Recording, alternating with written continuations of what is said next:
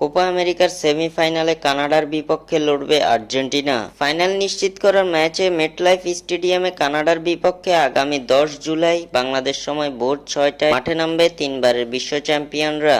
এদিকে এই ম্যাচের আগে খুব একটা স্বস্তি নেই আর্জেন্টিনা শিবিরে। কোয়ার্টার ফাইনালে ইকুয়েডরের বিপক্ষে ছন্নছাড়া ফুটবল খেলেছিল আলবিসেলেস্তারা, যার ফলে শেষ মুহূর্তে গোল হজম করে লিওনেল স্কালোনির শিষ্যরা। ট্রাইবেকারে এমিলিয়ানো মার্টিনেজ জাদুতে জিতলেও স্বস্তিতে থাকতে পারছে না কোচ লিওনেল স্কালোনি ও অধিনায়ক লিওনেল মেসি। কেননা ইকুয়েডরের বিপক্ষে ট্রাইবেকারে পেনাল্টি মিস করেন আর্জেন্টাইন অধিনায়ক লিওনেল মেসি। সম্প্রতি লিওনেল মেসির ফর্ম ও ফিটনেস নিয়ে দুশ্চিন্তায় আছে দল। চলতি কোপা আমেরিকার আসরে এখন পর্যন্ত তেমন কোনো ঝলক দেখাতে পারেননি মেসি। এদিকে কানাডার বিপক্ষের ম্যাচের আগে চলে এসেছে সমীকরণের বিশ্লেষণ। মুখোমুখি লড়াইয়ের দিক থেকে কে এগিয়ে থাকবে তা নিয়ে চলছে বিস্তর আলোচনা। কানাডার বিপক্ষে এর আগে মাত্র 2 বার মুখোমুখি হয়েছে আর্জেন্টিনা।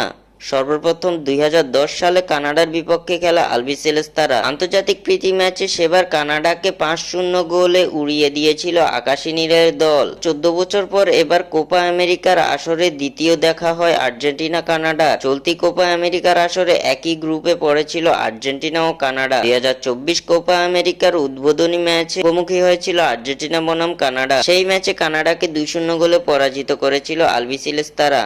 সবকিছু বিবেচনা করলে সমীকরণের দিক থেকে এগিয়ে থাকবে আর্জেন্টিনা।